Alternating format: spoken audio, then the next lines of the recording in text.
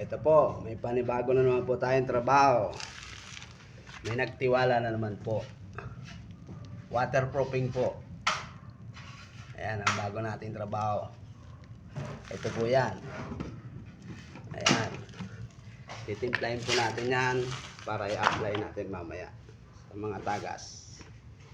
Ayan. Ito po. Ihalo po natin na may halong tubig. Yan. Yan po. Yan, halo-haloin po natin yan. Halo, mix.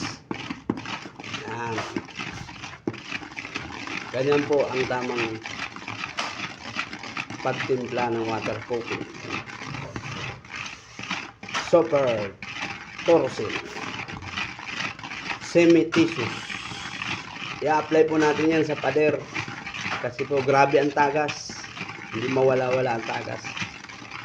Kailangan po nating apply po after 15 minutes. Ano lang po, mamaya-maya lang po i-apply na natin 15 minutes.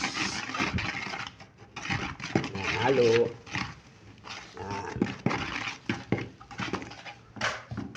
Tayo. Yan. Nahalo na po yan. Ito po yung yan. Yan po. Yan. Mamaya po apply natin yan. Ayan po ang apply natin. Ayan. Basang-basa po yan. Oh.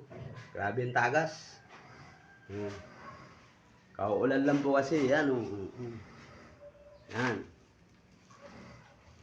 Yan. Oh.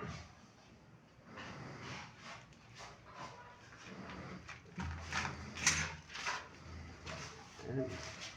Ayan pa po, yan o, basang-basa po yan o. Oh. Ayan ang mga apply natin. Lalagyan natin ng waterproofing. Ayan. Ayan, umpisa na yan. Ito na. Ito na mga ka-waterproofing. I-apply ko na po.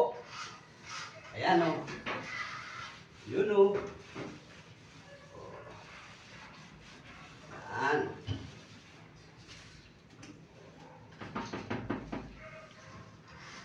Yan o.